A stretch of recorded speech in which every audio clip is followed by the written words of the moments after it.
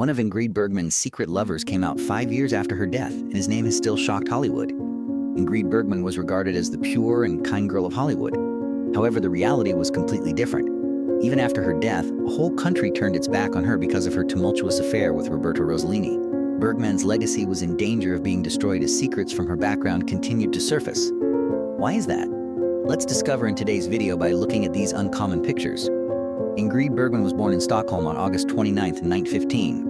Her father, Justus, was left to raise her alone after her mother died when she was only 2 years old. He was a gifted photographer and painter.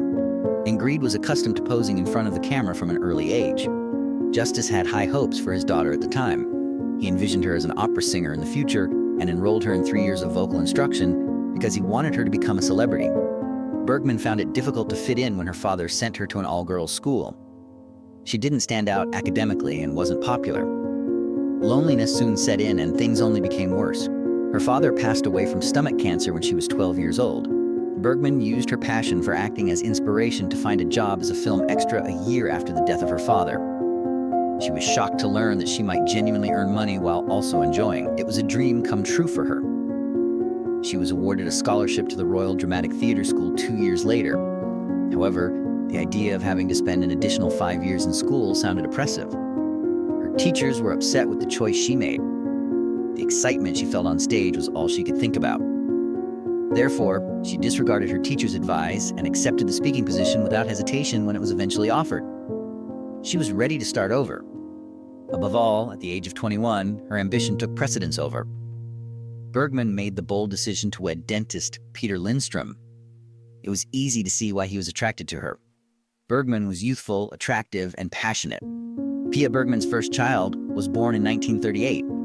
She still yearned for more, though, despite having a steady cinema job in Sweden and a healthy family life. She craved the next great challenge and, more than anything, kept her eyes on the horizon. That meant switching to American movies for her. Excited to start a new chapter, 24-year-old Bergman landed in Los Angeles in 1939 with just one bag. Producing in Hollywood, David O. Selnick thought she would be ideal for the English-language version of the Swedish film Intermezzo after seeing her performance in it. Bergman was ecstatic about the unique chance, but she also fully anticipated going back to her husband and child after filming was finished. Rather, something very else took place. Critics were mesmerized by this gorgeous newcomer, and her debut American film was a huge success. There was no turning back to Sweden after that. Despite not knowing a single word of English when she came, she was able to get over every obstacle. Bergman quickly came to the conclusion that Hollywood wished to take charge of and totally alter her image. She refused to comply with the studio's requests. Many youthful celebrities were so meticulously cultivated that they almost forgot who they really were. Bergman's music was a welcome change. Her appearance was natural, and at first, her simplicity served her well. Despite having a fiery personality similar to Bergman's, she was consistently cast as the good girl or the country girl. Those duties soon grew boring. Bergman begged the studio to give her an opportunity to play the bad one, and they consented, even though she was supposed to play another soft feminine character in Dr. Jackal and Mr. Hyde in 1941. At last, Bergman would assume the part of a sensual female. But her real-life actions would soon mirror her on-screen charm. But something outrageous was happening with her behind the scenes. Bergman was perfectly happy to pursue pleasure outside of her marriage. She had a number of passionate relationships with directors and performers during the 1940s, starting with a brief romance with Spencer Tracy on the set of Dr. Jackal and Mr. Hyde. However, that was just the start. Bergman had a family back home, even though she was living the life of her dreams in Hollywood. She later moved to the United States with her husband and daughter Pia. When she could, they relocated to San Francisco after initially settling in New York. Between projects, Bergman would hang out with them. But as time went on, it became evident that she was living two lives, one that would eventually destroy her family. Her husband started to dislike her work since he didn't care about the glitz and glamour of Hollywood. It was all too much for him. Bergman's conceit and obsession with herself increased along with her achievement. She had an open mind. Lindström, on the other hand, was highly thrifty and rigorous. He didn't seek a divorce even after learning that she was cheating on him on a regular basis. His wife was making a lot of money, and it continued to stream in. He oversaw her career and her finances as the head of the household. Bergman's career was about to take off, and she was free to break a few renowned hearts because her husband didn't care. Bergman co-starred with Humphrey Bogart in Casablanca in 1942, landing the most famous role of her career to date. The movie was never a favorite of Bergman's own, despite being one of the most cherished films ever produced. She played the lead in For Whom the Bell Tolls in 1943. When Paramount Pictures purchased Ernest Hemingway's work, Hemingway personally requested that only Ingrid Bergman portray the part. She won Gary Cooper's affection and was nominated for an Academy Award for her performance. Cooper discovered the hard way that Bergman appeared to be protecting her own heart. While filming, he fell completely in love with her, but their brief romance ended in failure. Cooper later remarked, "I couldn't even reach her on the phone the day after the movie ended, yet no one loved me more than Bergman did. Although she was captivating and elusive, the heartache and hope she left behind were but a foreshadowing of the controversy that would follow."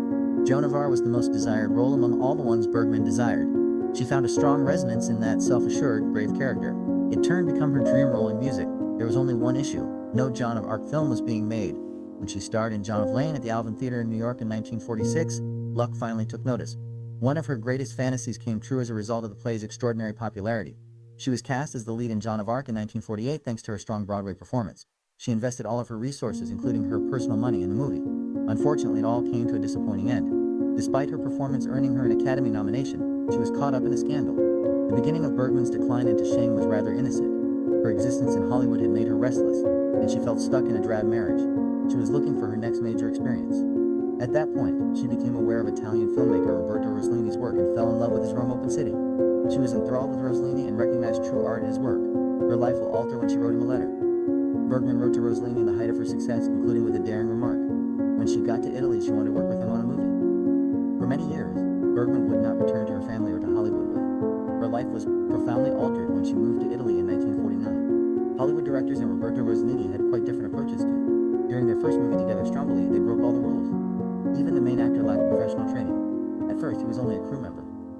Regarding Bergman, Rossellini was indifferent to the camera angle that best accentuated her beauty. He just picked any angle he desired. Bergman found it difficult to work in Italian music, but that's precisely why she loved it so much. Rossellini was passionate and free-spirited, and Bergman fell in love with him before she even realized it. Love affairs were nothing new to her, but her connection with Roberto Rossellini was a whole other story. Bergman had a child with Lindström, the Italian director, while they were still married. The press had a field day when they learned about the unwed child. In Hollywood, Bergman and Rossellini soon became embroiled in controversy. Audiences abandoned Bergman as a result of her obvious infidelity. The whole public felt deceived. Her actions were even more stunning, because everyone thought she was the perfect example of a virtuous girl. Politicians from the U.S. also became engaged. Senator Edwin C. Johnson stated that it should be illegal for any foreigner who has engaged in morally repugnant behavior to ever again enter the United States. Because she was a foreigner, and in his opinion immoral, he even went so far as to call her a tremendous force for evil. Her shame simply served to deepen America's anti-immigrant sentiment. Bergman was nevertheless prepared to break out with Hollywood. Pia, her daughter, undoubtedly suffered greatly as a result of her mother's absence. Pia could only read about her mother in the media, and they were separated by a whole ocean. Bergman committed herself into creating a new life without her firstborn child after she and Lindström eventually formalized their divorce. The desertion was genuine. Bergman was obviously in love with her new life, which only made things worse. She gave Rossellini and their expanding family her whole attention. Renato, a son, arrived first, then twin daughters. Isabella and Ingrid, who had 3 children by 1952, kept up her hectic performing schedule until she was compelled to make a sacrifice due to dire circumstance. Isabella, her daughter, needed major surgery after being diagnosed with scoliosis. Bergman took a 2-year hiatus from acting to care for her daughter because the healing process was drawn out and difficult. Her initial enthusiasm for Rossellini's avant-garde film team, meantime, started to wane. She became discouraged by the unrelenting criticism because she was used to the glory and accolades of Hollywood. Bergman felt prepared to return to the limelight when Rossellini organized a European stage tour of the drama Joan of Arc at the stake, but her dreams were never fulfilled. The play didn't produce money like many of Rossellini's artistic endeavors, and their marriage quickly started to show more serious fissures. Rossellini had a strong sense of ownership. He maintained strict control on Bergman until 1956, claiming that only he could guide her. But after a while, he relaxed his hold and let her travel to France where she appeared in a movie. Bergman was also strangely affected by Paris. After he betrayed her, her marriage to Rossellini really broke apart. With screenwriter Sonali Dasgupta, he had cheated on her. Their relationship could not be saved after that. Rossellini wasted little time. He had fled with his new lover before the year ended, just as Bergman's marriage was starting to fall apart. Bergman now had the chance to make a second trip back to Hollywood. Although she had been out of the spotlight for a while, producer Buddy Adler had a vision of her in the lead role of Anastasia, which was produced by 20th Century Fox. It was the kind of role, gentle, dignified, and noble, for which she had gained notoriety. She triumphantly returned once more and even won her second Academy Award because of Anastasia. For Bergman, it was a new beginning. Bergman met Lars Schmidt, the next great love of her life, in 1958 thanks to her agent. Schmidt had enormous fortune. He was a successful theater actor, and his family was successful in the shipping business. They clicked right away when he met Bergman, and by December of that year, they were married. Eventually, Bergman traveled to France to live with her new husband, leaving her kids in Italy with their father. She attempted to preserve what would turn out to be her longest marriage while being away from her kids. But infidelity finally broke them apart after almost 20 years of together. But Bergman will soon have to contend with an even more formidable foe. A tumor was found in her left breast by doctors in 1974 while she was filming a thriller. They recommended that she start treatment right away, but the independent actress had other ideas. Despite being diagnosed with cancer, she continued to live her life without feeling sorry for herself. She faced difficult rounds of chemotherapy and multiple operations, but the outlook was bleak. Her body had been devastated by cancer by 1981. Her 12th vertebrae collapsed as a result of it spreading to her spine. Only one of her lungs remained functional once it had also reached them. Bergman died with her ex-husband, Lars Schmidt, by her side on August 29, 1982, her 67th birthday. However, she caused controversy even after she passed away.